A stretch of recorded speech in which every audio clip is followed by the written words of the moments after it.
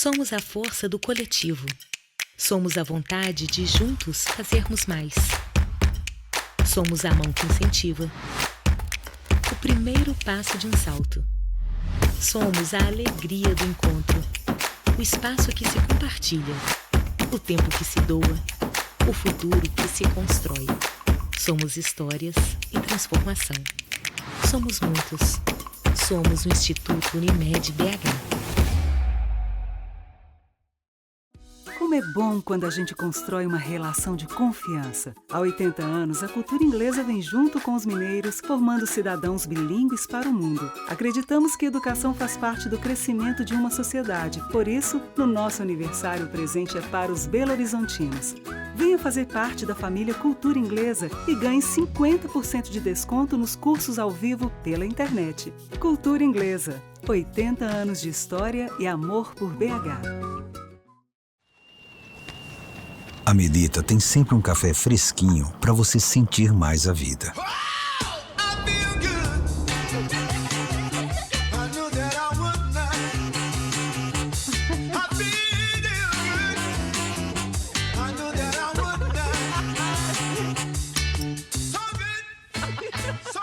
Seja qual for o seu preferido. Melita, café fresquinho para sentir mais a vida.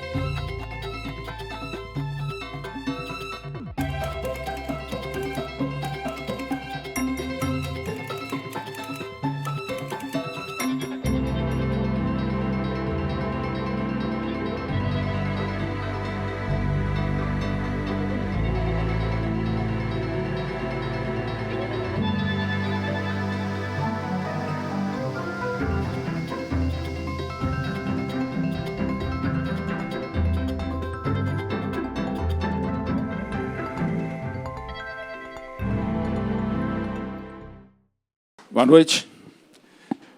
É com uma alegria enorme que eu recebo aqui hoje Humberto Werneck, um dos mais queridos, respeitados e brilhantes jornalistas da sua geração, mineiro aqui de BH, radicado há mais de 50 anos em São Paulo, mas está sempre que possível aqui em BH, na sua casa, compartilhando com a gente, com seus amigos, muito do que ele faz e produz muito esse moço.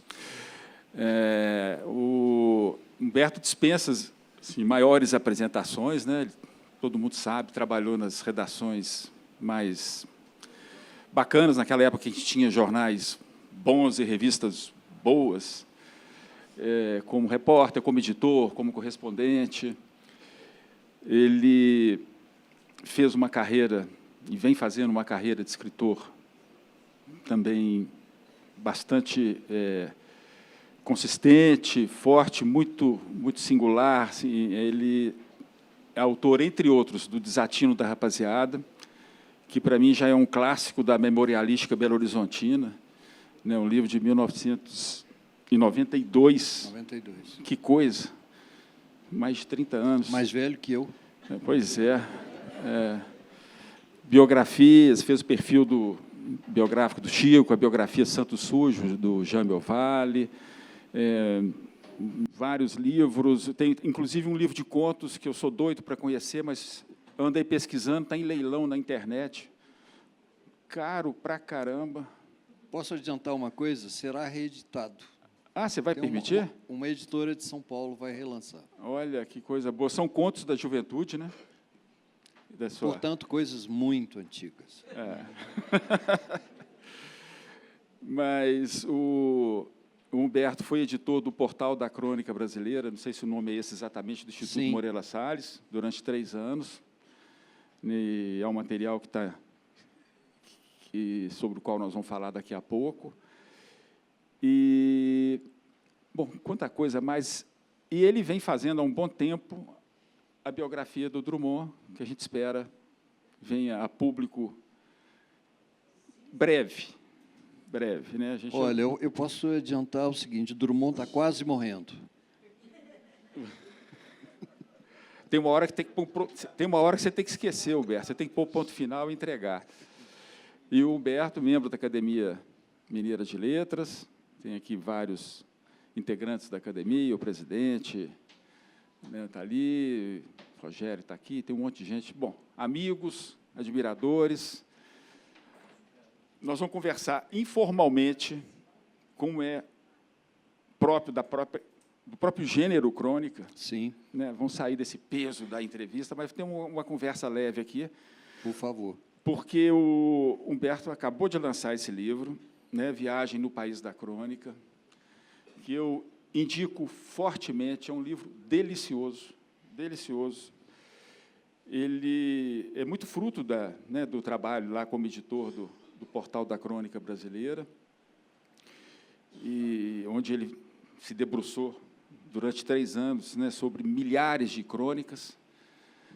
Então, sabe muito de crônica, e esse livro é uma espécie de um inventário de temas e de cronistas. Né? A gente entra nesse livro e entende a vastidão da crônica, né? O alcance da crônica, né? Alguma coisa que... tudo é tema para uma boa crônica. E ele faz esse mapeamento, né, de autores, de temas, dá vontade de sair desse livro e, imediatamente, correr atrás dessas crônicas que ele cita aqui no livro. Então, o objetivo é esse. O objetivo é esse. Atrair as pessoas para esse mundo maravilhoso da crônica, né? E que tem lá no Portal da Crônica Brasileira, do Instituto Moreira Salles, cronicabrasileira.org.br. É um balaião que hoje tem 3.600 crônicas. Quando começou, eram 2.700. Interessante, a maior parte dessas crônicas jamais entrou em livro. Então, você pode ler, às vezes não, com grande frequência, você vai encontrar, você vai ter à disposição uma leitura no próprio recorte. E mais, às vezes, um recorte retocado pelo autor. Então, você pegar um Rubem Braga, como dizia o Otto Lara Rezende, despiorado pelo próprio Rubem Braga, não é? Tem uma cota de emoção muito grande, mas eu te interrompi aí. Não, eu que estou falando demais na apresentação. Nós vamos ter a participação aqui hoje também de um parceiro do Letra em Cena desde o começo, que é o Arildo de Barros, vai fazer uma pequena leitura. Acho que eu já vou até abrir para você. Boa noite. O título do texto que está no início do livro é Piscadelas Literárias. Sem que o autor se desse conta, este livro começou a se fazer há quase 7 anos. Naquele 12 de setembro de 2018, em que o Instituto Moreira Salles nos presenteou com o Portal da Crônica Brasileira. Que novidade era aquela? Imagine um vasto balaio transbordante de crônicas, algo em torno de 2.700, da lavra de 6 craques desse patinho feio da literatura, gênero tão ao gosto do leitor brasileiro.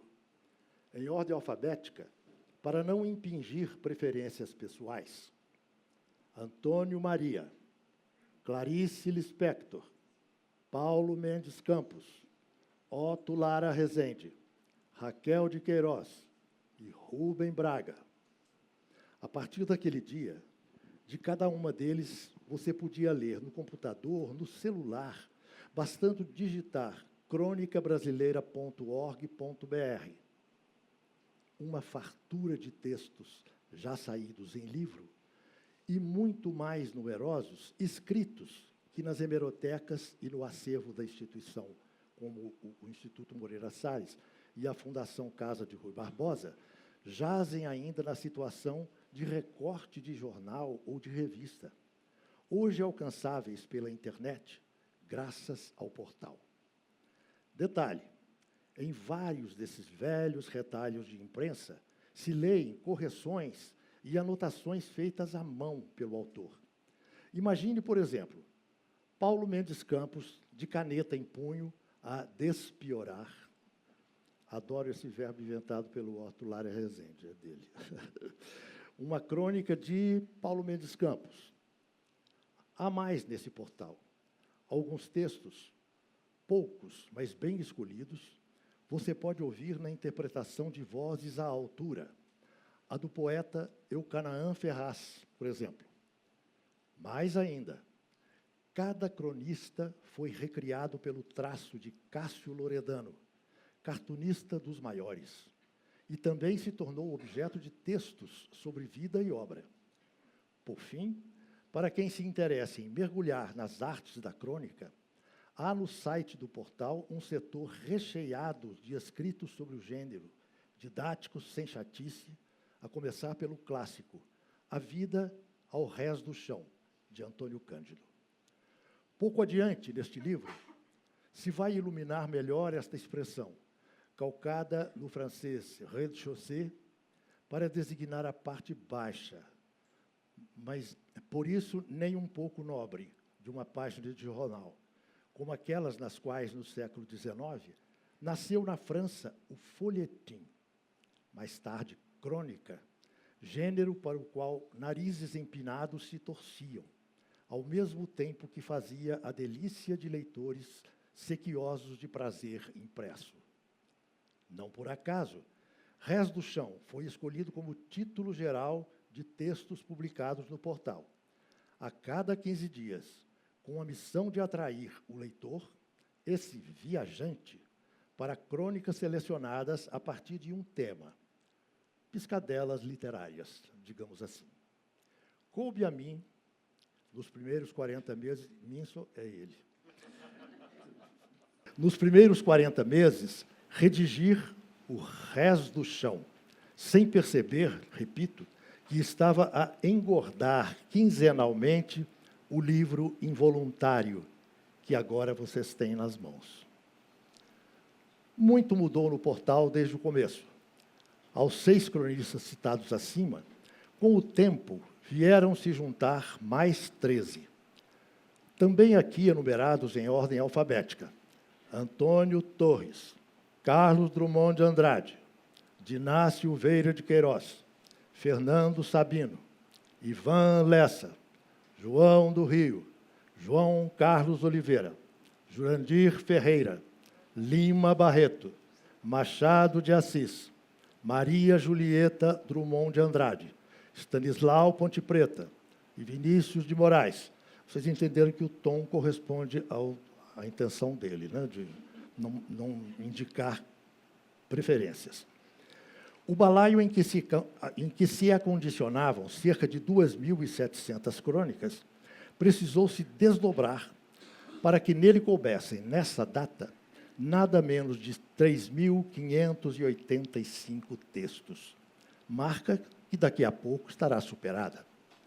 Na equipe do portal já não estão o jornalista Flávio Pinheiro, a quem se deve o impulso da largada, ao tempo em que era diretor executivo do Instituto Moreira Salles, e a escritora Elvia Bezerra, por muitos anos responsável ali pela coordenação de literatura.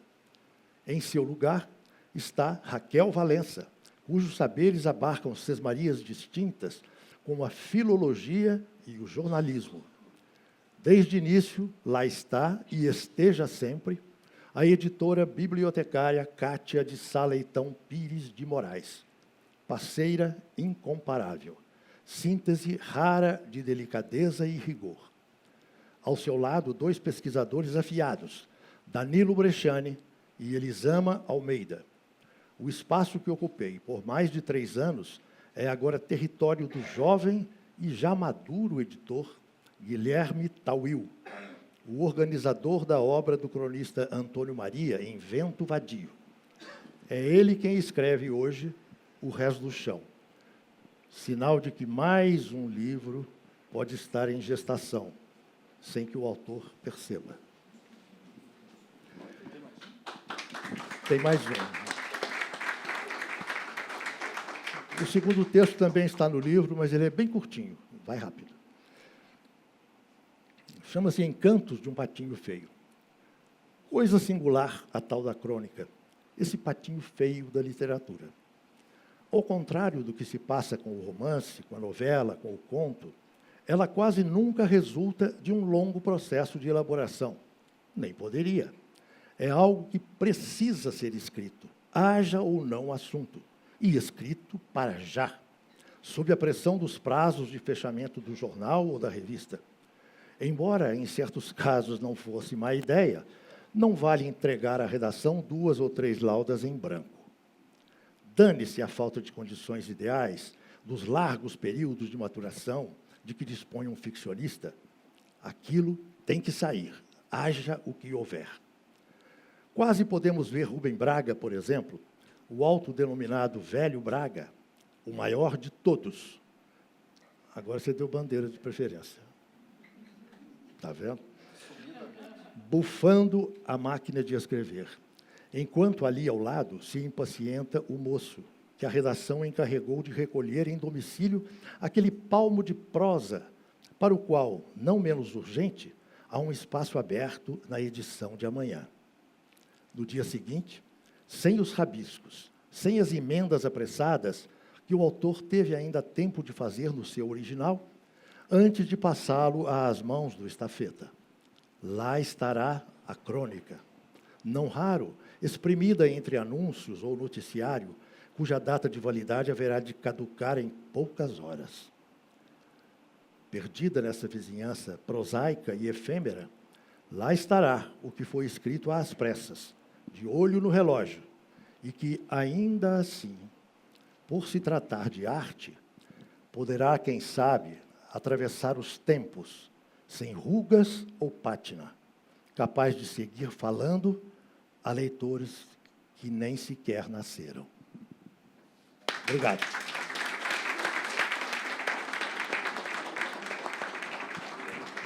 Estou aplaudindo a interpretação. O texto. Humberto, como você disse ali no texto, a crônica é um filhote afrancesado, né? Que depois foi se aculturando e tomando, vamos dizer, uma cor nativa. Dá para a gente ter uma espécie de linha do tempo, assim, ela nasceu assim no Brasil, depois ela tomou esse rumo. Dá para a gente definir as transformações que a crônica passou aqui no país? Não, tem uma data exata da chegada da crônica ao Brasil. Foi em 1852. Quem levou essa crônica para o Rio de Janeiro, vindo da França, foi um diplomata, jornalista e mau poeta chamado Francisco Otaviano, quem passou pela vida em brancas nuvens, aquele negócio. Ele não passou em brancas nuvens porque ele trouxe a crônica, que se chamava, como na França, folhetim, feuilleton, em francês, né? Isso chegou no Brasil e, imediatamente, começou a se miscigenar aqui. Foi uma coisa muito legal. A comparação que eu faço é com o futebol. O futebol veio trazido por Charles Miller, da Inglaterra, e aqui ele não virou o futebol igual ao inglês. Ele ganhou uma cintura, vamos dizer, e a crônica também ganhou uma cintura. Ela, a partir de certa altura, ela começou a se chamar crônica. Eu não sei quem exatamente usou pela primeira vez, mas Machado de Assis, que começou falando em folhetim, a certa altura ele entrou com essa palavra crônica, e ele foi dos maiores. Tem Zé de Alencar, tem vários outros, tem um que hoje é meio esquecido como cronista, e que eu insisto em chamar a atenção para ele, que é Olavo Bilac.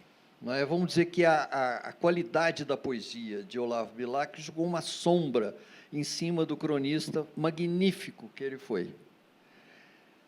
Houve um grande momento, daí a pouco, com João do Rio. João do Rio é uma pessoa para quem devia haver uma rua ou uma praça em cada cidade brasileira. Esse camarada inventou a reportagem. Então, o jornalismo deve a ele isso aí. antes de João do Rio, jornalistas não saíam à rua, não, ficavam lá com seus sapatos lustrosos, nas redações, esperando que aparecesse alguém, sabe o que aconteceu, e passava lá uma novidade. O João do Rio, não, ele sujava os sapatos, ele ia para a rua, ele via coisas, e a crônica é isso, né? A crônica é um olhar que vai caminhando pelos lugares, descobrindo coisas, pessoas, que nunca são coisas excelsas, não é? Nunca são coisas espetaculares, anjos tocando trombetas não sei onde, são coisas pequenas, não é? E, bem mais adiante, surge o Rubem Braga.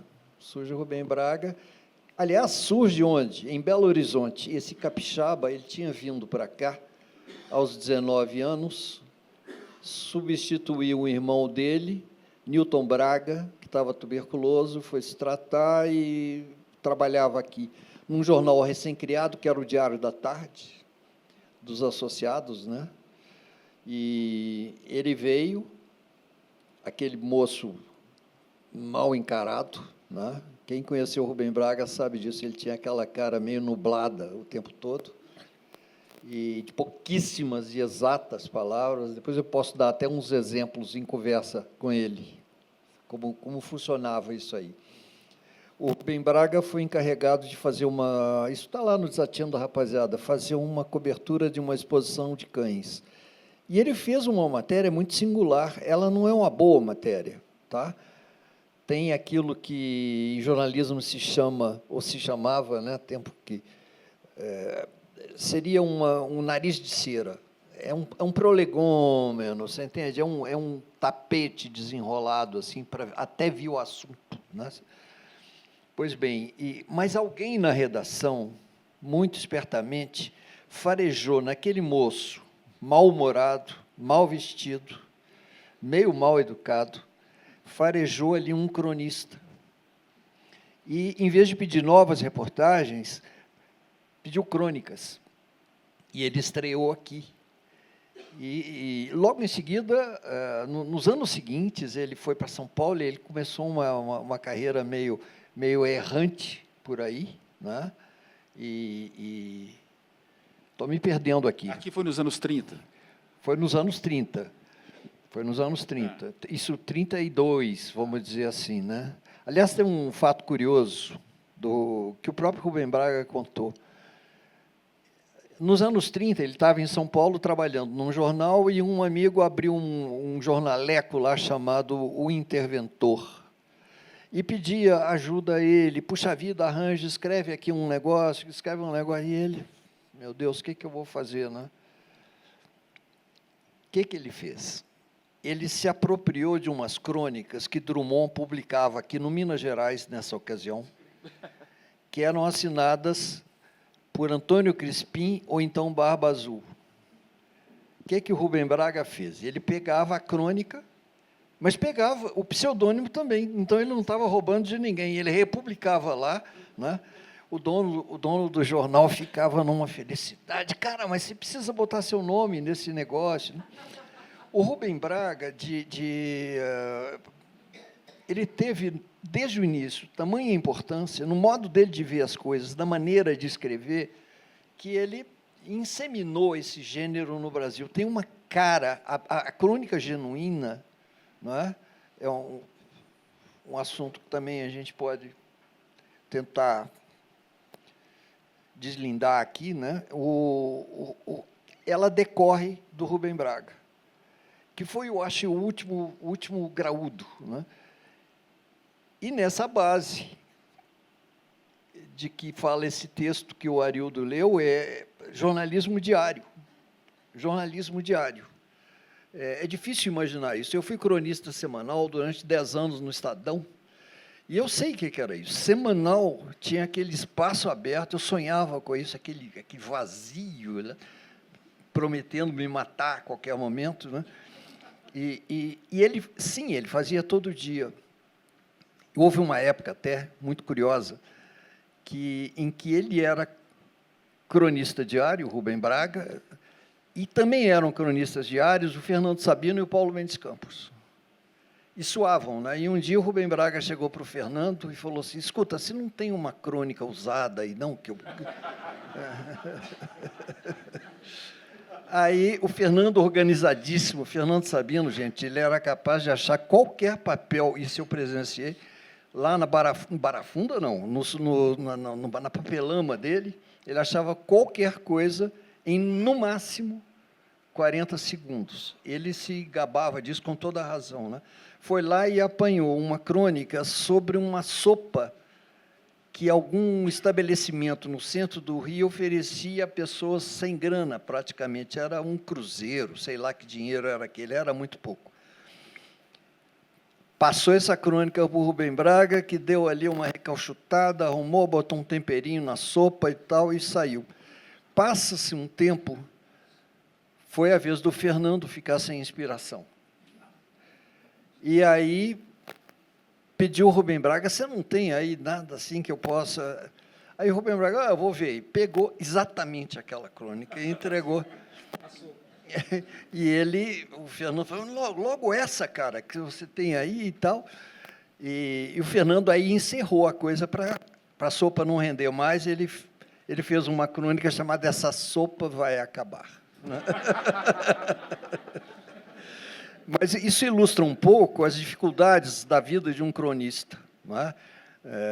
Então, essa cara da crônica que a gente gosta tanto deve muito ao Rubem Braga. Ah, sim, sem dúvida. Deve a ele mais do que a ninguém. Você tem outros grandes, né? Tem outros grandes. Para citar um pouco conhecido ainda, Antônio Maria, que é um cara Antônio Maria que é maravilhoso, cara. Morreu aos 43 anos sem ter publicado livro algum. Era um sujeito que andava, um gordão, balou, aliás, não se pode falar mais gordo, né? Assim, ele era uma pessoa lateralmente expandida.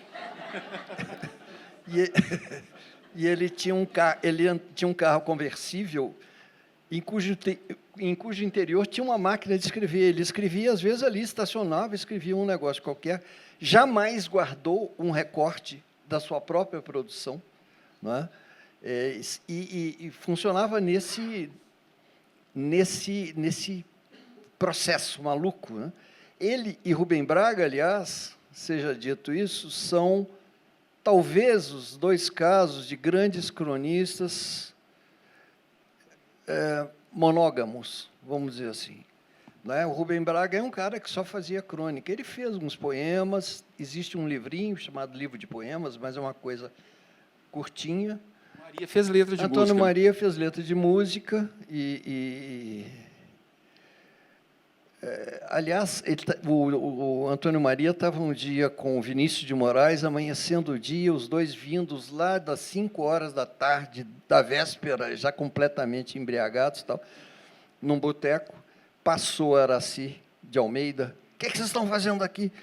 Falei: não, nos foi encomendado aqui um jingle para um medicamento para uso das mulheres, para regular a menstruação, essa coisa toda, e não estamos conseguindo. Aí ela falou assim: não, faz o seguinte, o ovário vem caindo.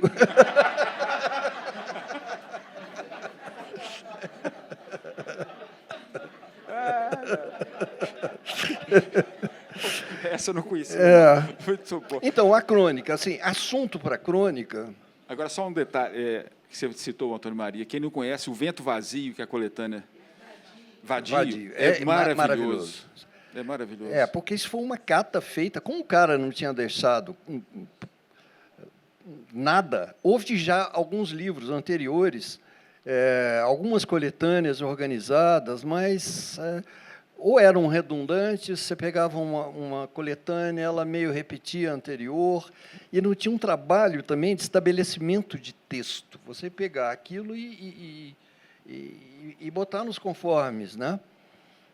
Esse livro, ele tem, vamos dizer, a grande maioria das crônicas ali não está em nenhuma das coletâneas anteriores. Eu recomendo enfaticamente esse livro, vocês comprem, saiu pela editora Todavia, vocês leiam, Se vocês não gostarem, eu reembolso e rompo relações. Mas, Humberto, onde que está esse charme? Onde é que está a pega dessa crônica brasileira? Assim? Qual é o grande poder de sedução que ela tem? Olha, a crônica é um gênero que já se tentou muitas vezes definir o que é uma crônica. Né? Uma vez perguntaram isso a Rubem Braga, mas, afinal, o que é a crônica? Ele falou, olha, se não é aguda, é crônica.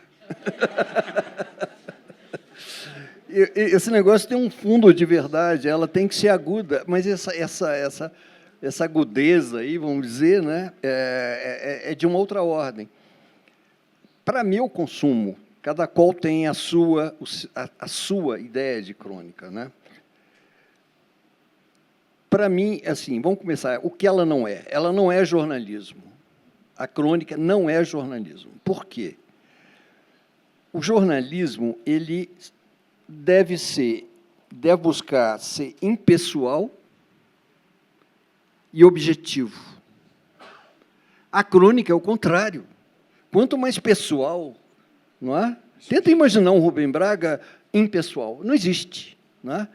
Quanto mais pessoal for o cronista, quanto mais subjetivo ele for, mais chance tem de que saia dali uma coisa boa. O jornal para a crônica é só um veículo. Está lá. E, nesse momento que nós estamos vivendo, que há uma grande crise do jornalismo impresso, não é? Vamos dizer que a crônica ela foi despejada. A crônica virou sem página. Né? A crônica virou essa coisa aí. Vai se arrumar de alguma maneira, acho eu, porque, assim como o jornalismo, não é? Sempre haverá pessoas querendo saber o que aconteceu. Então, o jornalismo não haverá de morrer, ele vai se transformar, não sei como, não me perguntem. Não é? Mas essa crise atual botou a crônica fora, mas eu acho que ela também vai sobreviver.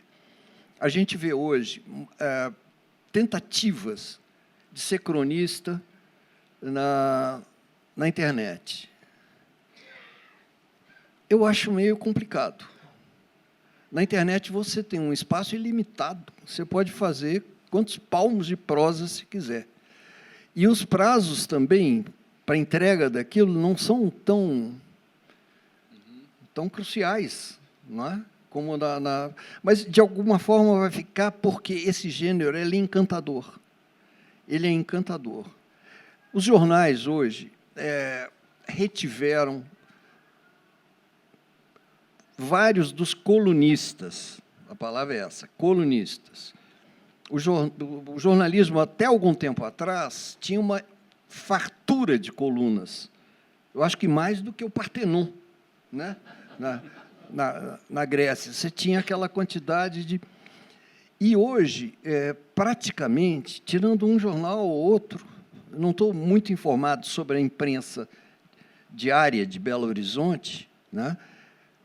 Mas a crônica foi a primeira a dançar. Eu tenho certeza que eu teria sido expelido do Estadão, onde restou quem? Inácio Loyola Brandão. A crônica aqui em Minas já não existe mais. Não é? Você tem colunas. Fabrício Carpinejar ainda tem alguma coisa.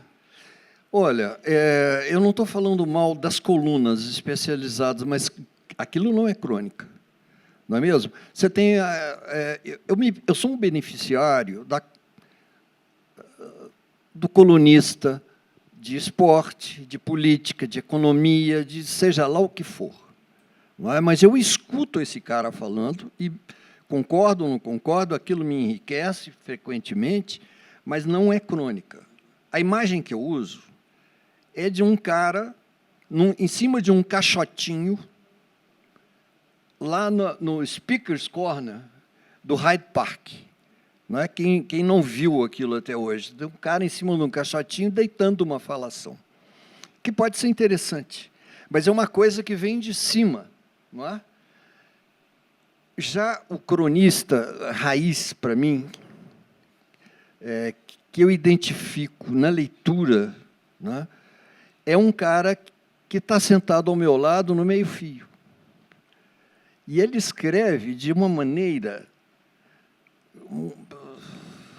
eu ia dizer mágica, não é bem isso, mas escreve de uma maneira que dá a impressão a mim que o cara está escrevendo só para mim. Isso não é uma megalomania, não é? Tanto isso é verdade que as pessoas falam assim, o meu cronista, existe uma relação muito, muito forte do cronista com o seu leitor. Não é? O cara vai ávido para ler ali qual vai ser a próxima. Não é? Então, a crônica é isso. Eu acho que ela é uma coisa amistosa, ela não se propõe a defender tese nenhuma. Quando começa a defender tese, virou artigo. Virou artigo, pode ser interessante o artigo. Tá? Mas não é. Volta ao Rubem Braga. Você lê algumas coisas de Rubem Braga, você não é capaz de contar para a pessoa. Você lê aquilo, o seu olho brilha e tal, você quer contar aqui para o Rogério, você não consegue, porque aquilo tem de ser dito com aquelas palavras. Exatamente com aquelas palavras, sem tirar nem pôr. E o que é isso? Quando a palavra tem essa importância, isso é arte. Então, isso aí chateia um pouco pessoas que acham que a crônica é uma coisa desprezível. Né? E tem bastante ainda. Por isso aquela história do patinho feio, né? Vem mas, como... ao mesmo tempo, é um gênero muito querido, né, dos leitores. Muito querido. E olha só, quando você lê uma boa crônica, aí, vamos ficar no Rubem Braga, você lê uma crônica como Viúva na Praia, e outras, Cizenando a Vida Triste, né? A Vida Triste Cizenando, não me lembro em que ordem. Você lê aquilo, não é? Você não se dá conta, às vezes, de em que condições isso foi escrito. O texto que o Arildo leu fala um pouco esse negócio, no sufoco do tamanho e do prazo. E aquilo saiu lá no jornal, saiu na revista, tudo mais que estava em torno desapareceu. E aquele texto continua capaz de falar para o leitor, como eu botei ali, que ainda vai nascer. Lá adiante, o meu neto vai ler lá um Rubem Braga, um Antônio Maria, o Fernando Sabino, um Paulo Mendes Campos, por aí vai. Não é? Isso é arte. E aí, para dar um pouco de consistência erudita, que eu não tenho, né? Eu me lembrei aqui do grande poeta americano Ezra Pound. Ele define literatura, num dos escritos dele, assim, literatura é uma notícia que continua a ser notícia. Tenta imaginar isso, uma coisa que foi escrita aqui hoje e que fala para hoje e fala para sempre. Humberto, você começou sua carreira querendo ser jornalista, mas querendo fazer ficção. Você desejava fazer ficção, depois você enveredou, né, pelo jornalismo e tornou-se cronista também. Você sempre teve uma preocupação muito grande com a qualidade daquilo que você escreve.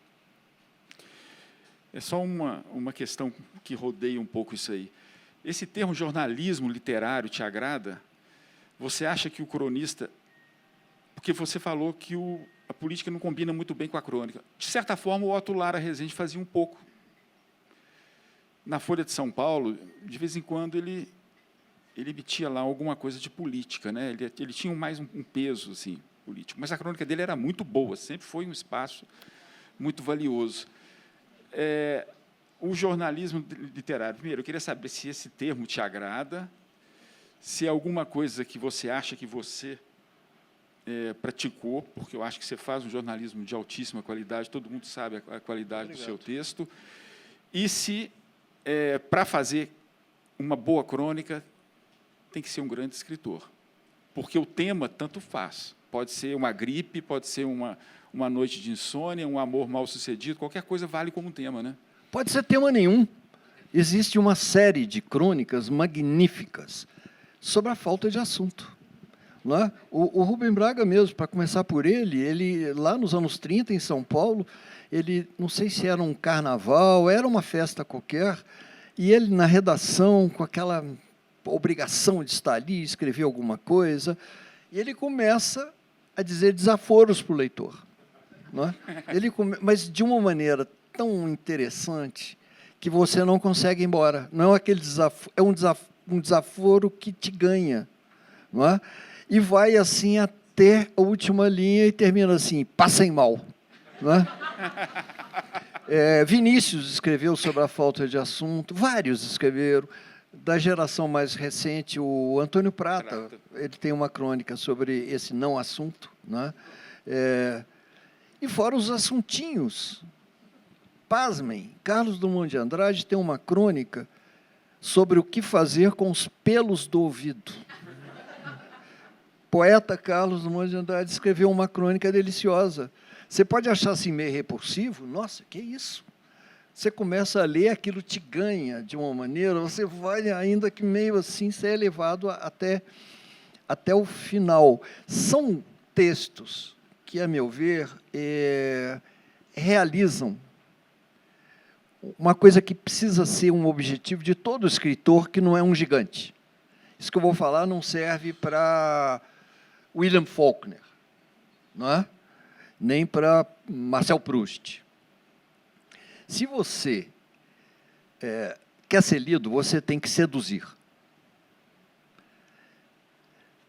E tratar de seduzir de uma maneira fina. Não é uma sedução barata, não é sabe?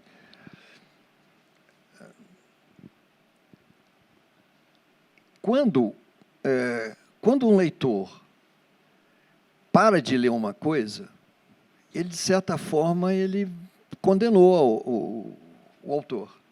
Eu me lembro que, numa das minhas temporadas na revista Veja, eu achei um exemplar da revista em que havia registro de uma pesquisa encomendada. Uma pesquisa de leitura. Quantos leram até que ponto? Então, era uma entrevista daquelas de páginas amarelas. No começo estava lá assim, 80% começaram. Aí vai caindo, porque nunca engrossa no meio. Né? Existe uma tendência, a coisa vai esvaziando e tal. Mas quando se registra uma saída muito expressiva, muito grande, você para, examina aquele pedacinho, você vê que tem ali, o autor deixou ali uma greta pela qual o leitor escapuliu. Não é? Isso tem que ser, para nós, não sei se tem algum gênio da literatura aqui dentro, mas, e me desculpe se tem, todos nós temos essa obrigação de seduzir para ser lidos. Eu costumo dizer que eu não tenho fé religiosa, mas eu tenho uma santa padroeira. Eu tenho uma santa padroeira, quem é? É a Sherazade. Sherazade. O que essa moça conseguiu? Ela conseguiu salvar o pescoço dela. Ao contrário de tantas moças que passaram lá aos pés do sultão antes dela. Não é? Ela conseguiu seduzir o cara, talvez menos pelas histórias que ela contava, como pela maneira de contar. A maneira de contar, e nós estamos falando de arte. Não é? Prova disso, pega o Grande Sertão Veredas e conta aquilo com outras palavras, aquilo vai virar uma história de um jagunço travesti. Não é? Você vai baratear, você vai tirar tudo que tem ali de arte. E a boa crônica, ela busca isso. Mas você me perguntou sobre jornalismo literário. Um pouco, sim, se você acha que esse termo... Eu acho esse termo é infeliz. O termo é infeliz. Né? Porque, na verdade, o que é? O que seria o bom no tal jornalismo literário? Seria a utilização na escrita jornalística de recursos da literatura de ficção, mas sem prejuízo algum do que fosse ali o fato apurado. E teve gente que fez isso muito bem, né? Tem, o Gay Talese, para começar, foi um dos grandes, né? E são caras que conseguem, eu acho admirável. As pessoas falam, ninguém gosta de ler. Nas redações por onde passei, nos últimos anos da minha vida de jornalista, o leitor não gosta de ler. O leitor não gosta de ler coisa que não o agrade. Entra numa livraria e vê o tamanho, a espessura dos livros de best-seller. Não estou falando que são livros de qualidade, não, ou de não qualidade. São uns tarugos desse tamanho. E a patuleia lê aquilo, dá conta daquilo, porque aquilo, quando, ao contrário, você pega, às vezes, uma revista semanal de informação, tem uma coluninha, uma materinha, eu, pelo menos, a sensação que eu tenho é uma dificuldade de ler aquilo, uma coisa escrita de uma maneira muito árida. Eu me sinto tentando escalar uma parede de ladrilhos ensaboada. Você entende? Você não consegue andar ali, né? Tem que piscar para o leitor, eu acho. Humberto, como cronista, a crônica gera muita resposta de leitor? Você tem essa experiência de... Tenho. Tem? Tenho. E nem sempre são coisas agradáveis, né? Uma vez eu fiz uma crônica que se chama o copo de requeijão. Aí Essa é famosa. Isso aí me valeu muita bordoada, né? A ideia dessa crônica é o seguinte, que, na verdade, ela nem é bem uma crônica, ela defende uma ideia, né, ali. A ideia é o seguinte, quando, numa relação amorosa, a outra pessoa te pede um copo d'água, você está indo lá dentro, traz um copo d'água para mim. O dia que você levar água num copo de requeijão, pode saber que alguma coisa está errada. E não tenha dúvida, é como no alcoolismo, você não vai ficar no primeiro copo, não é? Você parou já de usar aquele copo de cristal maravilhoso, tal. Então essa crônica é um pouco essa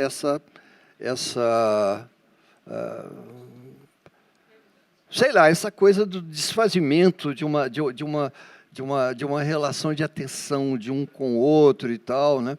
Eu imaginei várias situações, né? O copo de requeijão ele é mais resistente do que qualquer outro. Na minha casa, nunca quebrou um copo de requeijão. Ao contrário das taças de cristal, né? E eu comecei a me perguntar por que tinha copo de requeijão na minha casa. Porque, na verdade, eu queria o requeijão.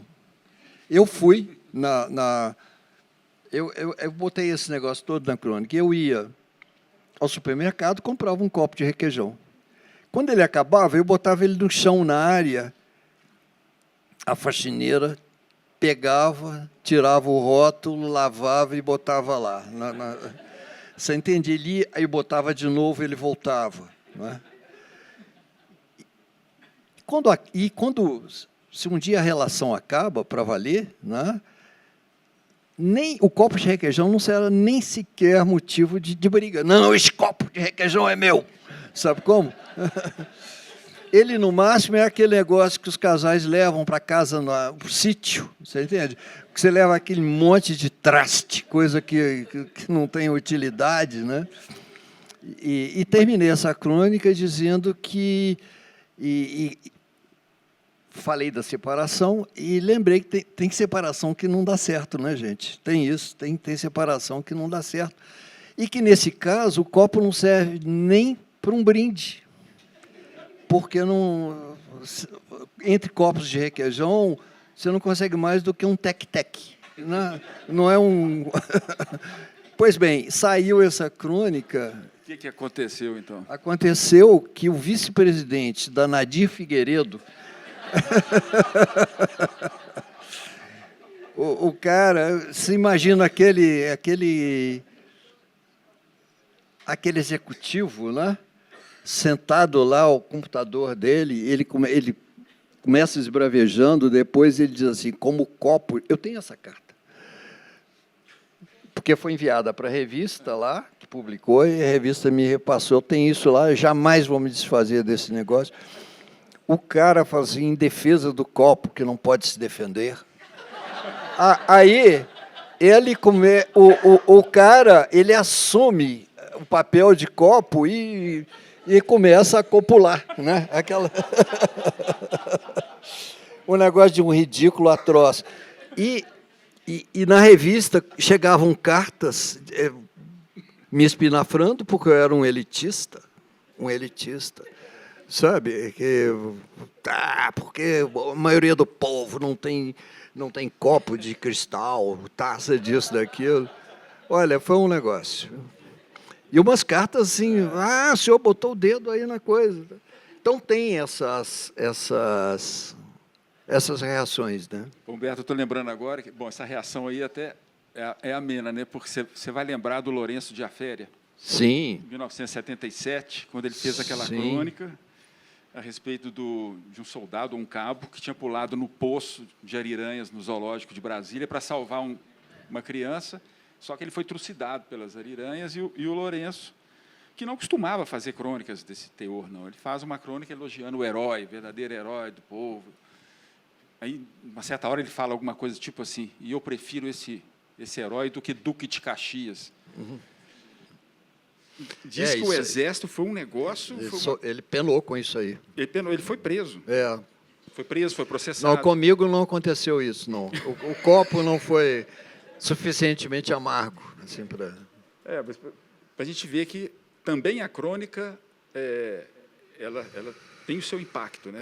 Seja uma crônica leve, que você gosta e passa o dia pensando naquele negócio bacana, ou seja, uma crônica como essa que, de repente, mexeu no vespeiro. E teve uma outra ocasião, houve algumas, né? Eu estou me lembrando de uma aqui, que era uma crônica sobre a reforma ortográfica. Aquela coisa, eu fiquei matutando o que eu vou escrever, meu Deus do céu, de olho no relógio, aquela coisa. Sentei e comecei a fazer umas coisas sobre... Era recente a reforma.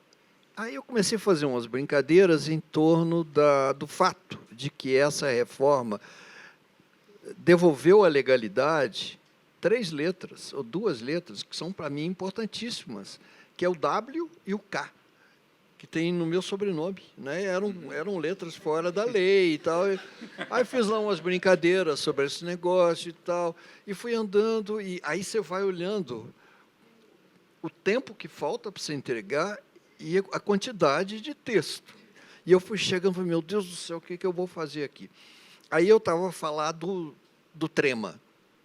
O trema foi abolido, não é? Passamos a comer linguiça sem trema, né? Mas eu vou dizer uma coisa, eu tenho um certo apego ao trema, sabe? Em sobrenomes, sobretudo, e para sobrenomes foi mantido. Quando eu botei esse negócio, eu estava 2 linhas de terminar. E como é que eu vou fechar esse troço? Aí eu botei uma frase que me valeu uns puxões de orelha, que eu era a favor do trema e no sobrenome. Já pensou Gisele Bündchen sem aquelas 2 coisinhas que ela tem em cima? Machista! Pelo que você está contando, Humberto, quer dizer, você tinha faltando 2 minutos para entregar o texto, não se edita o cronista, o que ele manda sai. Em alguns lugares, sim. Eu tenho um querido amigo, que é um ótimo poeta, Ednei Dias. Esse camarada era copydesk lá redator da Folha de São Paulo, e cabia a ele editar as crônicas do Otto Lara Rezende. Ele recebia isso e ele tinha a obrigação de... Por exemplo, a Folha de São Paulo achava que você tinha de escrever norte-americano em vez de americano, e coisas desse tipo, sabe? E algumas palavras, o Otto tem uma riqueza vocabulária enorme, ele usava, às vezes, uma palavra meio fora do comum, né? Aí o cara ajustava aquilo e tinham discussões educadas, mas tinham discussões assim. Eu acho que às vezes, sabe, às vezes um bom redator pode ser um ajutório ali, mas no essencial não, mudar o assunto, mudar isso, não. Humberto, até hoje, né, muitos, você mesmo falou isso aqui um pouco, de que o cronista tem que olhar para fora, tem que, talvez, gastar sola de sapato, não sei, tem que andar, mas eu sempre fico pensando no Rubem Braga, lá na cobertura dele, vendo a borboleta amarela, aquela coisa assim, sem precisar sair de casa. Mas você acha que o cronista precisa beber dessa vida, da cidade, da rua? Eu acho que sim. Eu acho que sim. Alguém falou, e eu concordo, que a crônica é um gênero a pé. Ou seja, é uma coisa que foi criada ali, na nossa crônica, pelo João do Rio, como eu disse, né? Uhum. Essa coisa de você andar, de você ver. Eu tenho um pouco de dificuldade com cronistas que reiteradamente escrevem sobre si mesmos, sabe? Eu acho que é muito mais uma coisa de observação da vida, observação das pessoas, das histórias, do que um olhar no espelho. Embora, às vezes, não é? Você olhando a coisa, você vê um caco de espelho que reflete uma coisa em você que vale a pena botar numa crônica, sabe? Mas não é assim, quando o cara se transforma no personagem, eu tenho uma dificuldade grande. E você acha que nós estamos pagando esse pecado atualmente, que existe uma crônica hoje muito voltada para essa coisa? Olha, eu não estou pessoal? tirando o corpo fora, não, mas eu não sou uma pessoa, hoje, em condições de avaliar o que tem feito a crônica nesses dias. Eu estou ocupado com outra tarefa, tá? E um pouco cansado também, aos 80 anos, né? Não quero muito. Eu acho, eu vejo lampejos, né? O jornal O Globo, que eu acho que é um diferencial nisso aí, porque o Globo tem alguns colunistas lá que são cronistas. Eu adoro, segunda-feira eu vou direto no Joaquim. No Joaquim, eu gosto Tem muito coisas do Agualusa. Agualusa, ótimo. O angolano, Zé Eduardo Agualusa, gosto muito. Perdi a conta das vezes que eu interrompi a leitura para tomar nota de uma coisa que ele escreveu ali. Não é? A Ruth de Aquino, de vez em quando, acerta. A Marta... Medeiros. Não. Na Batalha. Marta Batalha. Sabe? Agora, eu recebo muito material também pela internet. E eu leio, acompanho algumas coisas. Mas... talvez você não queira opinar sobre os cronistas atuais, né? Mas tem... Isso dá crônica, hein? Tem o Fabrício Corsaletti faz coisas, o Pelanda. Pelanda. Peraí. O Pelanda é, para mim, hoje, o grande cronista. E sem esquecer o Ivan Ângelo, né, meu cara? Pois é, o Ivan Ângelo foi o último grande mestre da crônica. Né? Ivan Ângelo é irretocável. Agora, o problema do Ivan é que ele é discreto demais. Eu falo com ele, cara, você bota o ovo e não cacareja, sabe? Ele não move uma palha assim para se promover. Eu me lembro que durante quase 20 anos ele escrevia a cada 15 dias na Veja São Paulo, que era uma revista que tinha uma penetração, hoje não sei, muito forte, mas numa área muito restrita, que era a Grande São Paulo. Então, aqui não chegava. Não é? E faltava um pouco de empenho dele em, de vez em quando, fazer uma coletânea. Eu levei crônica dele. Olha, eu levei crônica dele para Global, aquele Melhores Crônicas de Ivan Ângelo, para Arquipélago, não é? Mas ele não se move muito, não. Agora, o Pelanda, se vocês não conhecem, Luiz Henrique Pelanda é um jovem... todo mundo é jovem hoje, né? do meu ponto de vista. Aí, ó. Esse cara é Crônica Não formidável. Mata. Esse é um cronista Muito bom, né? dos bons, você entende? Ele é um cara que é um andador na rua, um observador da vida, sabe? E escreve danadamente bem. Recomendo. Ainda tem. Não sei se você vai querer opinar, mas a Tati Bernardi é uma cronista? Eu não leio muito, não. De vez em quando leio, Porque sabe? o curso da Folha lá, esse curso que ela tem lá, ela está fazendo também uma sobre crônica. Né? E as histórias dela sempre são as histórias da vida dela. Aí, não, eu não estou tirando um pouco fora, mas realmente eu não tenho condição de avaliar, porque eu leio de vez em quando. Não porque o que ela faz não mereça ser lido frequentemente, mas me falta tempo. Tá, mas sobre os antigos, qual é a sua seleção? Os titulares da sua seleção de cronistas? Fica parecendo que eu sou, além de velho, saudosista. Né? Não, mas é isso, é Rubem Braga, é Paulo Mendes Campos, grandíssimo Paulo Mendes Campos, de quem, aliás, acaba de sair uma nova seleta aí, organizada pelo Flávio Pinheiro, né? Fernando Sabino, num certo gênero, né? Que é um mestre total, ele é capaz de contar uma... Quando ele se mete a reflexivo, quando ele se mete a profundo, assim, não anda. Uma vez até num artigo no Jornal do Brasil, botei um negócio, ele ficou meio abespinhado, que eu falei, seria preciso dizer a Fernando Sabino que profundo não dá pé. E quando ele se mete a fazer umas análises, mas ele, para contar uma história, não há igual, não é? Ele usa um mínimo ele com um mínimo de meios, ele tira uma história perfeita, não tem nada sobrando ali, né? É como um cozinheiro que, se entregasse um pouco de sal e água, ele fizesse uma bacalhoada, né? Às vezes você acha que não vai render aquilo e rende.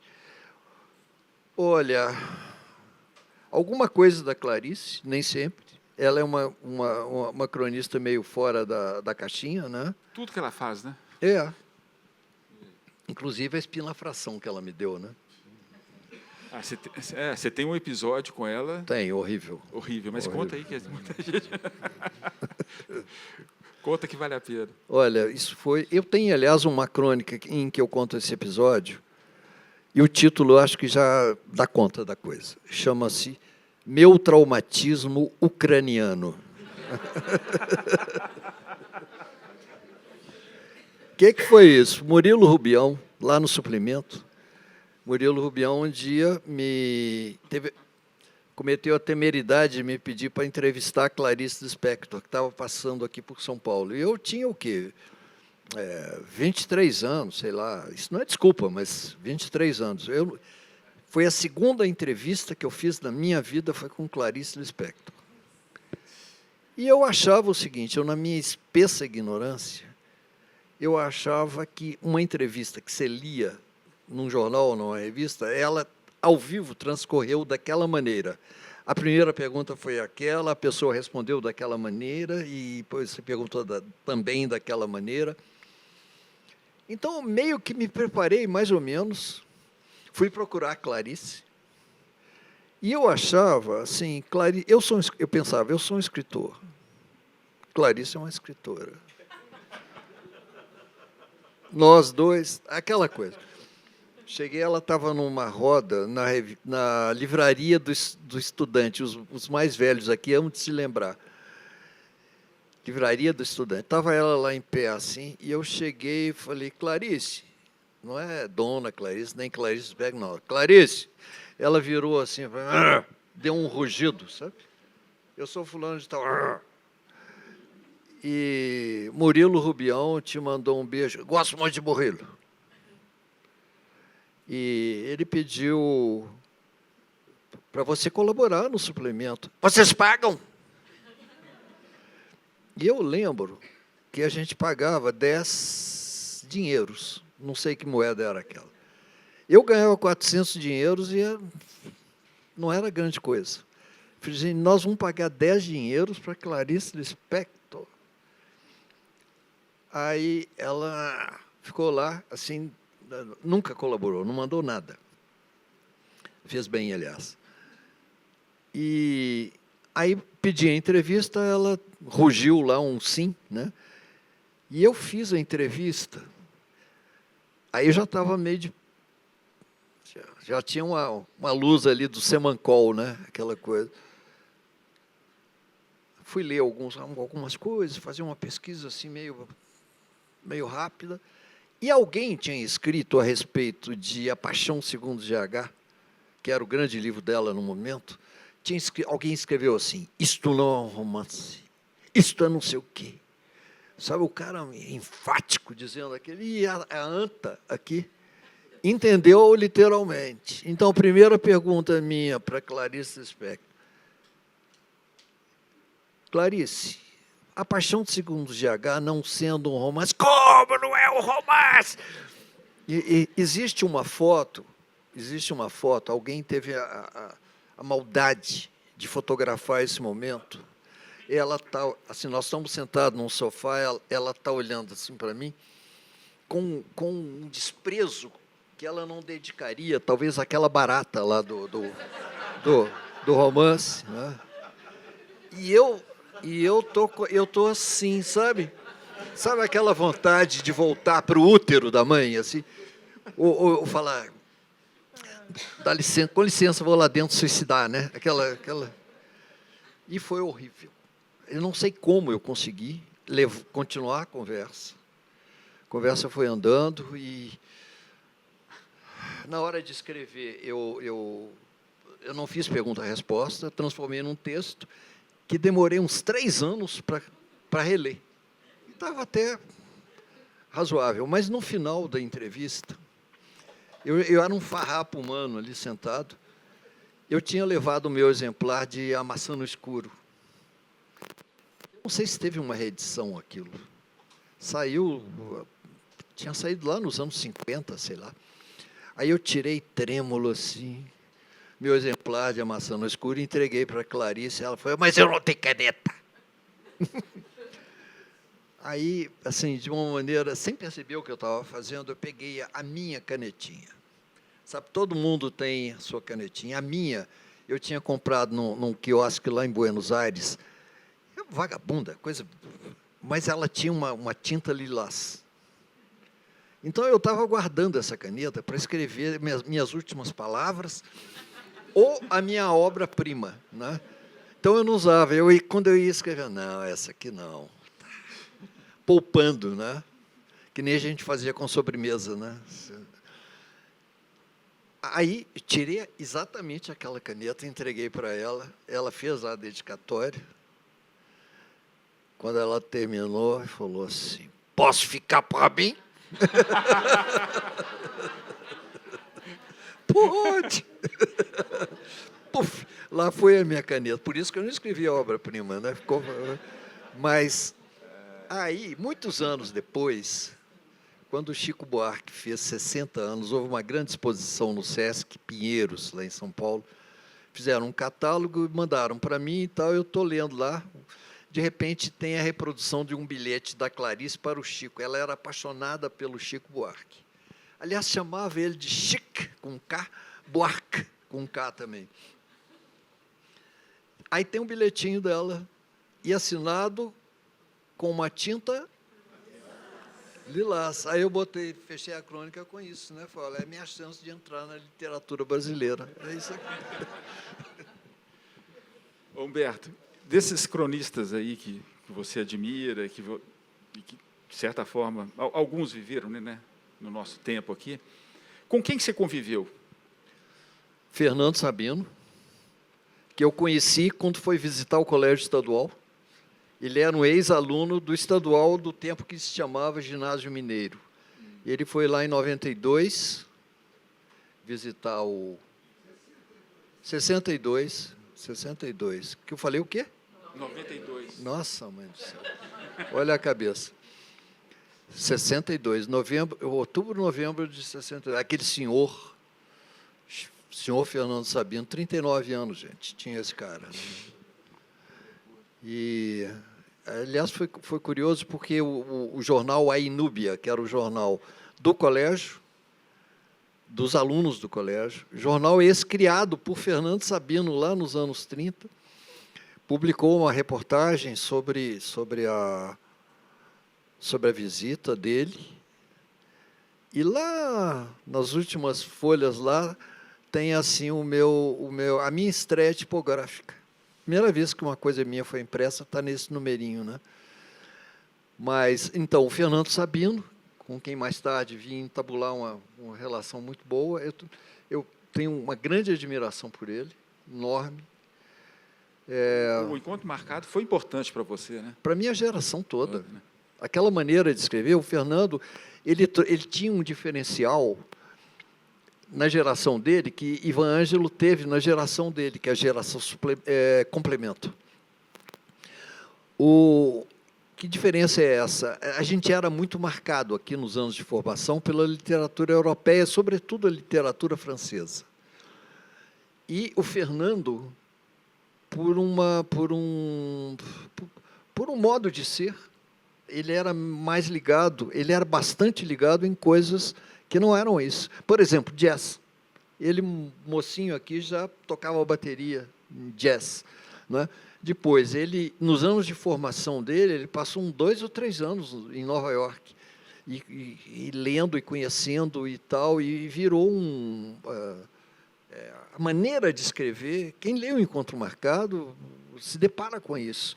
Aquela agilidade, aquela rapidez, né? Aquela coisa essencial também, que é muito diferente da literatura francesa, não é? Falei do Ivan Ângelo, que também está no meu panteão aqui. Ivan maravilhoso, absolutamente maravilhoso. E escreveu crônicas que, se você falar o tema, você vai achar que é um negócio de mau gosto, né?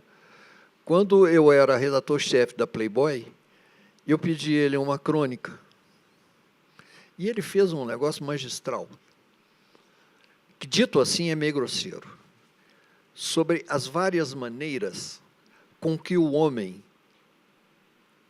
ajeita os seus berloques. Esse é um tratado geral da arrumação ali da coisa, né? Não é de mau gosto, é um negócio delicioso, sabe? Quem mais? Não, eu estava falando de quem eu conheci, né? Otto Lara Rezende. Otto Lara Rezende. Otto foi continua sendo para mim um mestre que jamais alcançarei, não chegarei nem perto do Otto, né? Aprendi muito com ele. Tive uma sorte enorme de que meu livro, O Desatino da Rapaziada, não por iniciativa minha, mas do editor, os originais tenham sido passados ao Otto Lara Rezende. E o Otto, eu tenho isso na minha casa, aquela coisa com espiral, anotado página por Otto Lara Rezende. As intervenções dele são maravilhosas, nunca professorais, nunca doutorais, sabe? Os toques que ele dá. Eu vou dar um exemplo aqui. Tinha uma frase que começava assim: por coincidência, não sei o quê. Ele pegou o lápis dele e fez um oval entre o por e o co de coincidência. De repente, tinha um suíno lá no meu texto, sabe? Como diria minha mãe, tem necessidade? Não tem, não precisa ter um porco, sabe? Então, o Otto era um mestre nesse negócio. Tinha uma frase infeliz que começava com Ali se bebia. Alice bebia? Alice, no País das Maravilhas? Não, Alice bebia. Então, esse tipo de coisa, de cuidado com o texto, né? O Otto tinha isso num grau extremo. Eu me lembro, no ano que ele morreu em dezembro de 92. Em maio, ele me mandou o último livro publicado dele em vida, que foi um livro que o Dalton Trevisan arrancou dele, um livro chamado Elo Partido, que saiu pela Ática. Mandou o livrinho, dedicatório e tal, peguei o livro, comecei a dar uma folheada, tinha, de repente, um conto chamado Mater Dolorosa. E eu olhando, é um livrinho editado pela Ática, com aquele entrelinhamento mesquinho, não é? Que mal permite que você sublinhe ali uma coisa qualquer. Eu olhei, tinha umas garatujas. O livro mal saiu do prelo, vamos dizer, e o Otto já despiorando, sabe? Alguém precisava, na academia, na universidade, estudar as duas versões do único romance do Otto, que é O Braço Direito, que é um livro que ele publicou em 63, teve tradução pelo menos para o inglês. Ele nunca admitiu que fosse reeditado, ele tinha uma coisa que o Hélio Pellegrino chamava de bibliofobia, né? Ele não queria se ver em livro e tal. No final da vida, nos últimos anos, ele aceitou e resolveu, achou que era uma coisa de umas mexidinhas e caiu num negócio em que ele se debateu até a morte. Quando ele morreu, faltavam coisas ainda no último capítulo do livro. Eu lembro que a gente papeava muito sobre isso. Na época, eu trabalhava na sucursal do JB em São Paulo, e a gente conversava muito final de tarde. E ele falou assim, Humberto, eu não sei mais se é braço direito, se é braço esquerdo. Sabe? E, na verdade, eu acho que são dois livros, sabe? E alguém podia, em literatura, não sei se é literatura comparada, que chama isso, você pegar os dois, cotejar e aprender um pouco sobre a maneira de escrever desse cara.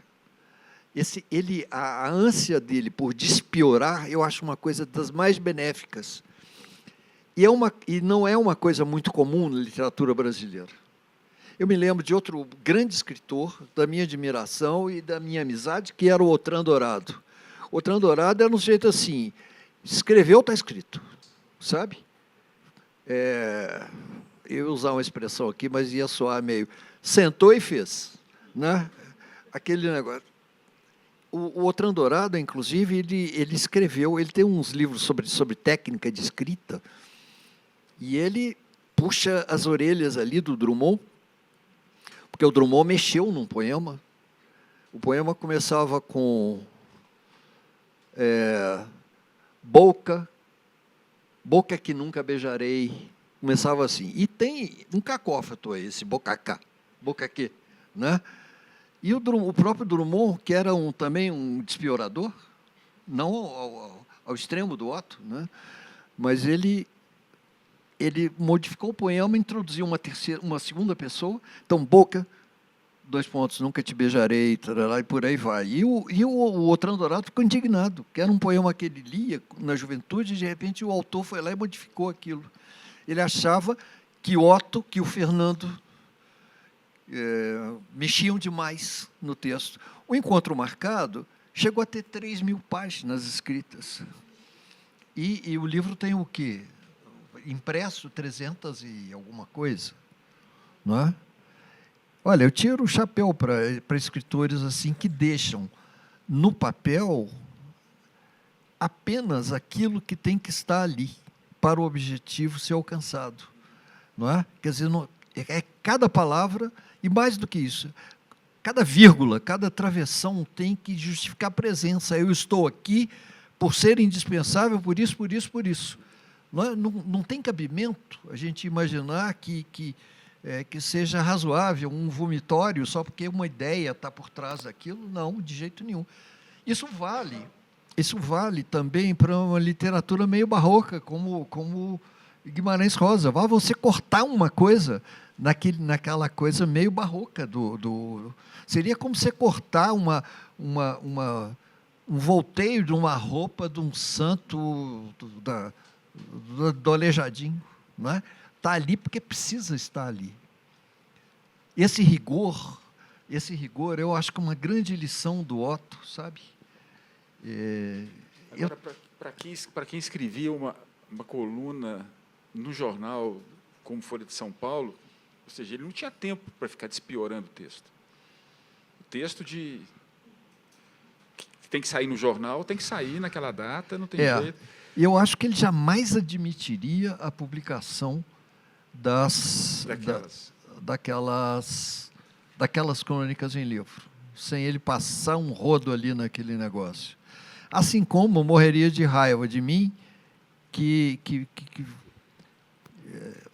descobri nos arquivos do Otto, descobri um livro que era correspondência, organizado pelo Fernando Sabino. Era a correspondência do Otto para o Fernando Sabino. E eu falei, tem um livro aqui. E, de fato, saiu. Esse livro chama-se O Rio é Tão Longe, que é uma maravilha de livro de carta. Né? Mas o Otto, se ele pensasse nisso, ele ia ficar com um brotoeja na alma. Assim. Humberto, acho que você fala isso no seu livro. Muitos grandes... Olha, eu não falo nada novo, está tudo em algum lugar. Muitos dos grandes cronistas não eram cariocas, mas floresceram no Rio de Janeiro. Não é? O próprio Rubem Braga, Clarice, Nelson Rodrigues, os mineiros todos, quer dizer, precisou da paisagem carioca, daquele ambiente carioca para essa explosão de qualidade do cronista? Eu acho que brasileiro? Provavelmente sim, né? Tem uma soltura de pelvis ali que o Rio proporcionava. Eu não sei se o Rio de hoje, né? Mas foi um lugar onde as coisas aconteciam. Mas foi, olha, a chamada Era de Ouro da crônica, ela vai de meados dos anos 40 até meados dos anos 60. Essa é uma fase realmente brilhante. Você tem um pós-guerra, você tem um pós-ditadura, você tem um surgimento de várias coisas importantíssimas na cultura brasileira, de grandes livros, inclusive. No mesmo ano, você teve, só do Guimarães Rosa, você teve Grande Sertão, Corpo de Baile, você teve o Encontro Marcado, você teve Duas Águas, de João Cabral, devo estar esquecendo algumas coisas, Doramundo, do Geraldo Ferraz, coisas fundamentais ali. Você tem o Cinema Novo. A Bossa Nova. Você tem o Teatro Oficina, é dos anos 50, não é? Enfim, havia uma riqueza enorme, não é? Havia uma riqueza enorme. Os anos JK também.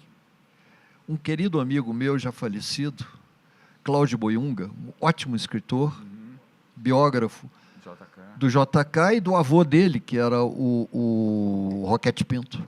Né? E ele falava, um dia eu perguntando, mas que tal ter sido jovem no Rio de Janeiro nos anos 50? Ele falou assim, meu caro, alguém ligava para você ouvia do outro lado o barulho do gelo no copo. Sabe? Foi a imagem que ele usou, que eu acho muito, muito boa. Sabe? Tinha uma certa folgança, né? Foi pré-ditadura também. E outra coisa, Humberto, a crônica é essencialmente urbana, né? De fato, eu não conheço nenhuma crônica campestre, rural, crônica rural. Quem sabe a gente vai inventar isso aqui, né? Crônica rural. É um gênero ligado à cidade. Ligado à cidade, ligado a pessoas, a movimento, como se dizia antigamente, esse lufa-lufa, né, da cidade. Sem dúvida, é um gênero urbano. Humberto, você falou que esse livro vai ser reeditado, né? Mas você, quando fez 60 anos, você fez uma edição limitada daquele livro seu de contos. Fantasmas, como é que chama? Pequenos Fantasmas. Os Pequenos Fantasmas. E eu sempre lembro que você dizia no início da sua carreira que você queria ser ficcionista e tal. Você não está escondendo coisa na gaveta, não? Você não tem aí um... Não tem. Tem, não? Não tem. Não tem inéditos? Não. Ficção, não. Ficção. Ficção, não. Ficção, não. Talvez não fosse minha coisa mesmo a ficção, né? Eu fiquei um pouco assustado quando, na releitura dos meus contos de jovem, eu descobri que eu tinha posto ali coisas que não estavam no programa dizer. Sabe? E a coisa realmente importante da arte são essas revelações. Você, por mais que faça um plano de voo, um romancista, por exemplo, ele faz um plano de voo. Tem uma cota de voo cego ali. Não é? Todos os grandes romancistas diziam que, de repente, mesmo o Outram Dourado, que fazia um esquema e pregava na parede, aquele negócio parecia uma coisa de arquiteto, não é? E, de repente, perdia o controle daquilo. Eu acho que eu senti medo de alguma coisa que pudesse ser revelado ali, ser dito contra a minha vontade. Olha, um daqueles contos, tem um personagem que é muito maltratado pelo autor, que sou eu. Está lá, quando eu descobri. É um camarada que, numa noite de preparativos de um enterro, um velório numa casa, tempo de velório residencial, tem um cara que é encarregado de escrever o convite fúnebre. E ele fica, some a dor do desaparecimento do falecido. O cara, a dúvida dele é uma dúvida gramatical. O enterro a se realizar ou a realizar-se. Eu tive essa coisa no velório da minha avó paterna, na casa onde eu fui criado, sabe? E hoje eu vejo o que aconteceu naquela noite. Chegou um tio que tinha me dado uma máquina de escrever, porque sabia que eu queria ser escritor, botou a mão no meu ombro, assim, aquela coisa bem patriarcal, e falou assim: você faz o convite fúnebre. Uns iam telefonar, outros iam avisar coisas, outros iam encomendar caixão, e eu lá, você faz o convite fúnebre. Sabe? E eu fiz o convite fúnebre, sabe? Que o leitor não fica sabendo, mas o cara, volta e meia aparece esse personagem atormentado lá com... Então eu falei, esse é um ofício perigoso. Esse é um... Você vai... Quando você olhar, tem coisa ali que... Mas você prometia, né? Porque logo você entrou num concurso que você mandou um conto e acabou mandando um segundo também, e os dois foram premiados. Não é um negócio assim? Eu fiz um conto que eu achei deslumbrante. O conto era todo cheio de imagens. E terminei aquilo, falei, vou fazer outro. Eu estava tão animado que fiz um outro, assim, meio... Pois bem, esse que eu achava que era o máximo, tirou segundo. E o outro ganhou o primeiro.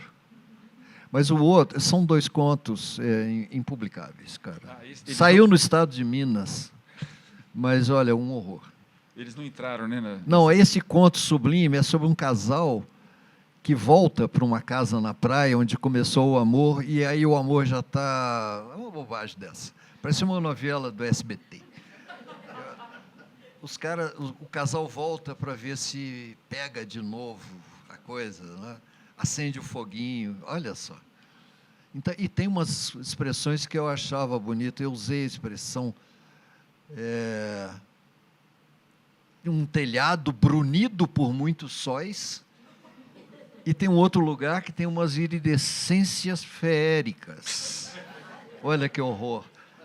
Quando eu entrei na faculdade, essa fase já tinha passado, um cara falou assim, eu li um conto seu, um negócio de iridescências feéricas. Horrível. Desse seu livro misterioso, eu só conheço um conto que saiu na revista Trip, Vagalume. Ah, tá. É um bom conto. Pois é um dos tais. Eu não sabia que eu estava escrevendo um conto sobre a perda da inocência. Da perda da inocência. Ele lembra um pouco, não sei, um ambiente você assim meio terminou popular. O conto, deu um tapa no meu rosto. Pô, o que você está achando? Sabe? É um bom... mas bom a minha conto. coisa não é ficção, não. Bom, se a sua coisa pode ser cronista ou biografia, você ficou aí quase 20 anos fazendo a do Jean Morvale, tem mais uns 10 aí cuidando do Drummond. Tem algum personagem que ainda te fascina para você? Espero que não. Não, Jaime Vale foram 17 anos. E o Drummond não serão 17 anos, porque eu não tenho mais 17 anos pela frente, né? Então, eu estou sabe, aquilo que eu costumo dizer já com excessiva frequência, né? Que em breve sairá alguma coisa, ou o livro ou eu. Assim, Olha, eu acho que Mas já escrever biografia é uma coisa horrível, eu não recomendo a ninguém. Não recomendo a ninguém. Porque você adquire uma intimidade unilateral com o personagem. Sabe, de repente você sabe quanto que o cara calçava, se ele gostava de bife bem ou mal passado, sabe? Coisa maluca, né? De vez em quando eu vejo assim a cara de Drummond rilhando os dentes, aquela dentadura dele, né? Por alguém está fuçando a vida dele. Sou eu, né? Pois é, mas tá para vir, né? Tá chegando aí, né? Agora tá. Chegará, em algum momento.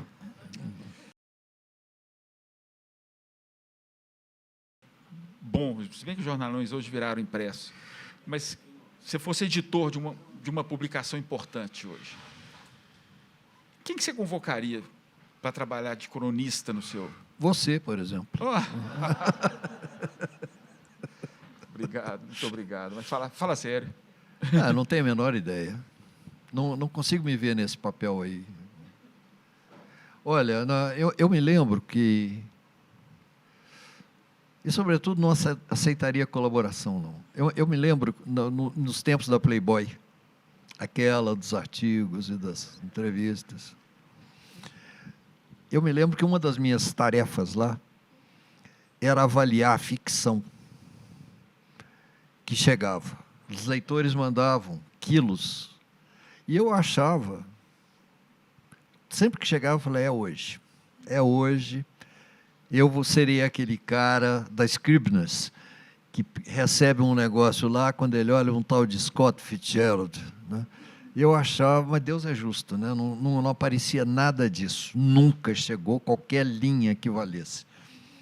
E teve até um fato curioso, que uma vez chegou um texto datilografado em espaço mínimo e usava praticamente desde esse lado até o último, onde a pessoa botava uma letrinha, eram umas 8 laudas, e aquilo era uma compactação mais cruel que eu já vi, do Kama Sutra. Você tinha todas as modalidades, libido zero, não tinha nada ali, mas todas as práticas, todas as maneiras, os jeitos, posições, estava lá, um atrás do outro, aí pegou e fez e coisa e tal, e coisa.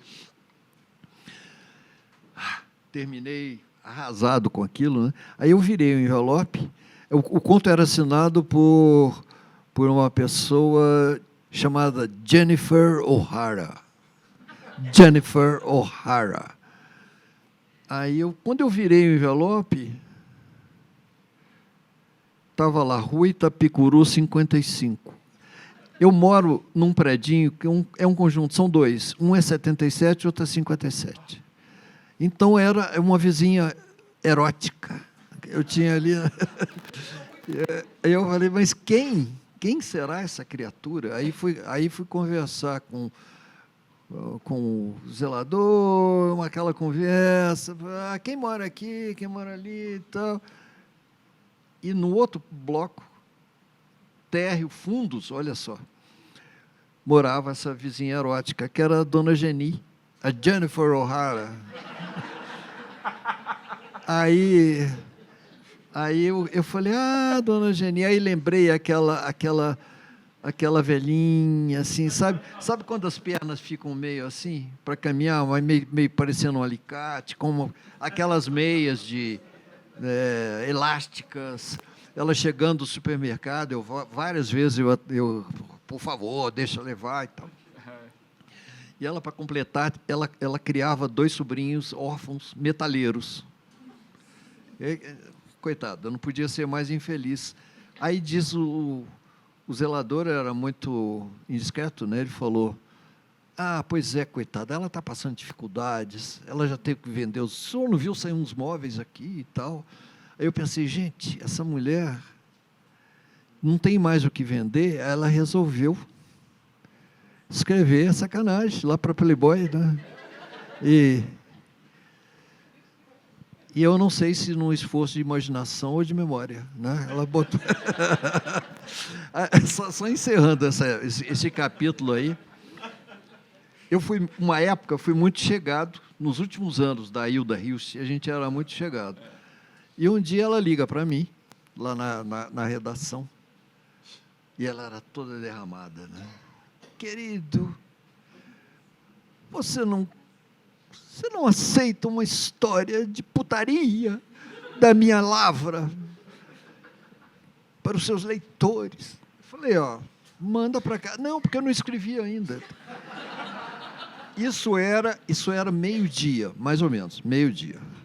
6 da tarde, chega na minha mesa um fax. Lembra de fax? Hilda Hilst tinha desovado lá uma história. Erotismo zero, cara, mas não era uma bandalheira total.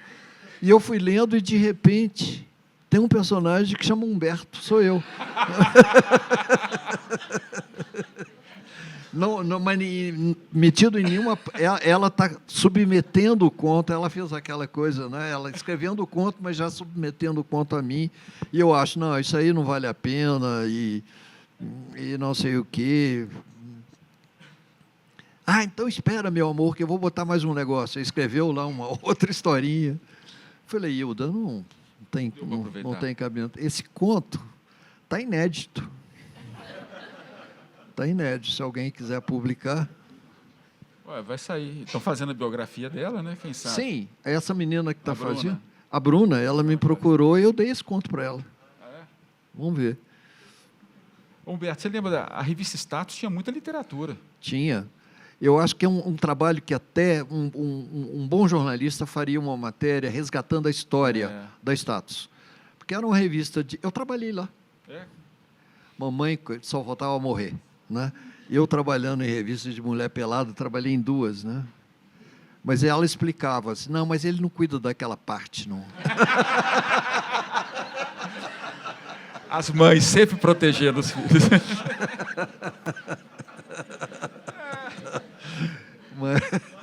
Mas eu trabalhei na Status e tinha lá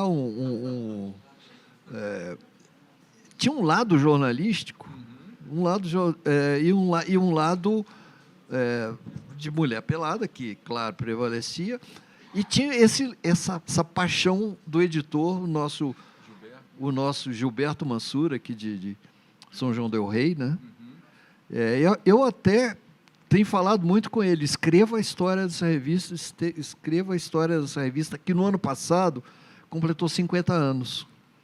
Então de repente, você tinha uns concursos de contos, e olha quem era jurado: Jorge Amado, Otto Lara Rezende, Ferreira Goulart. E participava gente muito boa nesse O vencedor de um desses concursos, me lembro bem, foi quem? Rubem Fonseca. O conto foi proibido, não pôde ser publicado. Enfim, tinha esse lado, né? Eu não sei também que importância os leitores davam a isso, não, hein? Mas é uma coisa boa essa ideia. A respeito da Playboy, uma ocasião, lá numa reunião com a direção da Abril, né? Porque o seu leitor, eu falei, não. O leitor não o é. Né? E no caso da Playboy era isso, o leitor não o é. Não... Bom, Humberto, para a gente terminar aqui. Antes que eu derrape mais aqui. Não, porque como a crônica, como você falou aí, a crônica vem lá de Machado e chega a ter... E está aí até hoje, né? Ainda temos aí o Inácio, né? Sim. Lá no Estadão, tem gente ainda fazendo, mas... Inclusive, nesse livro, aquelas antologias, Boa Companhia, que você fez, sim, a gente vê uma diversidade, né, de gente, de nomes, de tudo. Tem alguma coisa, minha última pergunta é essa, tem alguma coisa em comum entre tanta gente diferente? Tem alguma linha, tem alguma coisa que é uma marca, talvez em todos eles? Fala assim, esse cara é um cronista, essa marca está ali. Olha, eu acho que tem algumas coisas, né? Tem uma leveza de alguma coisa que, apesar de leve, tem substância, não é? essa capacidade de fazer uma camaradagem com o leitor. Uma cumplicidade ali.